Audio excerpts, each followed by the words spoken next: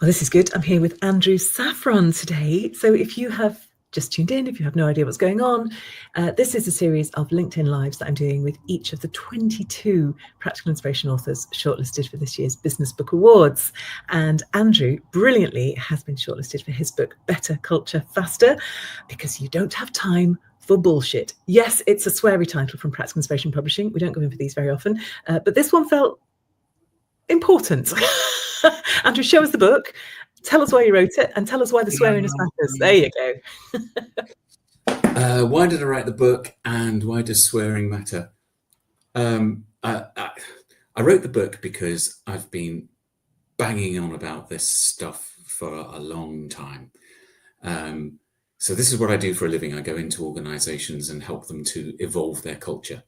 Sometimes because they're falling off the edge of a cliff, sometimes because they're being really successful, but they can see competitors snapping at their heels. And then they know that what got them to where they are now isn't going to get them to where they need to be to match their ambitions. And as a result of that, I'm very, very, very opinionated about what works and what doesn't work. And it just felt like it would be a good idea to capture it in a book.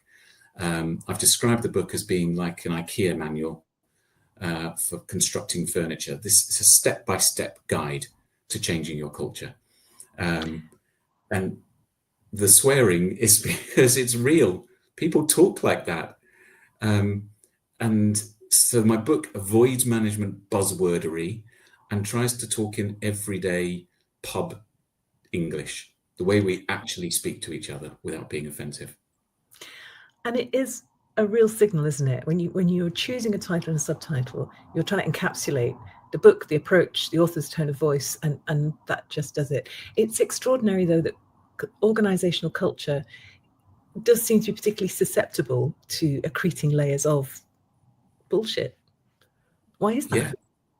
Oh, it does. I think because people just do what they've seen done before. Let's create a set of values, and then let's stick those values on posters on the walls. And it just baffles me because it doesn't change a thing.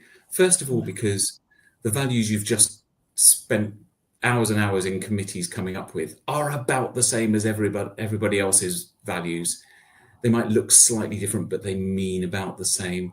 And secondly, what do they think is going to happen? When they put a poster on the wall saying respect, do they think someone's going to walk past the poster and go, oh, I was supposed to respect people because I've been behaving like a total for the last 5 years. Now I know you want me to be nice. It doesn't work like that. So I just wanted to strip the nonsense and get to what works, what doesn't work.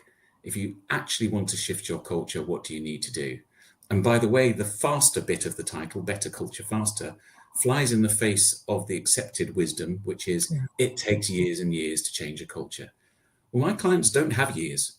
They're either, as I said, going off the cliff, or they've got competitors snapping at their heels, snacking delightedly at their market share. So they've got to shift fast. And what I've tried to describe is how to make it happen fast. And I feel like we're teasing people now. So just give us a kind of just summary of what do you need to do? I mean, I know you can't do the whole book, but give us just a flavor of what you're saying. Okay. If I had to extract 2 absolutely essentials from the book, the first is to recognize that the only reason to talk about your culture is to determine whether it's going to help you to achieve your goals or get in the way. That's the only reason to talk about culture. If you're doing it because you want to increase your employee opinion survey scores, or because you want to make people a bit happier, or you want to create a great place to work, you're barking up the wrong tree. If your strategy is we need to be first to market, we need to put innovative products out there, we need to excel in customer service, but your culture is we make decisions slowly, we don't hold people to account for execution, you're not going to achieve those goals. That's why the only reason to talk about culture is to determine whether it's going to help you or get in the way. So that's number 1 I'd extract. Number 2 is, and this is the silver bullet for the rapid bit, you've got to apply consequences, positive consequences and negative consequences. You can't say to people, look, these are the standards we expect of you, the performance standards we expect of you. And if you reach them or exceed them, we got nothing. Or maybe nothing happens, or maybe one of those little values appreciation cards saying, well done, which feels nice to some people, but not everybody. And if you don't meet those standards, we'll do nothing. And as a consequence, your program doesn't have any teeth. People know you're not going to take it seriously, and it will come and go, just like all the other corporate initiatives have come and go. And they know that if I just stick my head in the sand, it will pass me by, and I don't need to do anything. Yeah. So if you need people to perform in a very specific way, you've got to hold them to account for it. And by the way, I always say that the only people that should feel fearful of the idea of negative consequences are the ones who frankly should feel fearful about them, because they know they've been underperforming for a long time. And by the way, if I go into a client organization, within a couple of weeks, I usually know the names of the long-term underperformers. It's amazing. Everybody knows. It's an open secret. Completely. So if a negative consequence is applied to Bob, and Bob is, let's go to the extreme of the negative consequences, he is exited from the business. Bob's gone, and everyone else is having a party because Bob's been holding them back for years, and they've known it. So now Bob's gone, I can actually perform. And to people who say, yeah, but isn't that just a bit unpleasant? I would say, okay, imagine this were a privately owned business and you were the private owner, and Bob comes to your desk on Friday night to get paid. So you have to take out your wallet and give him your money to pay him his salary. For how long are you going to be willing to tolerate paying someone who is underperforming?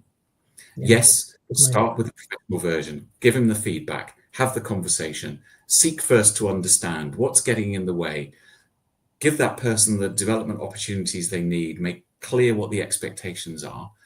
But if ultimately it doesn't work, are you going to still open your wallet and pay them their salary? It's such a good thought exercise. And I think we've covered, my next question to you is going to be, why does this matter?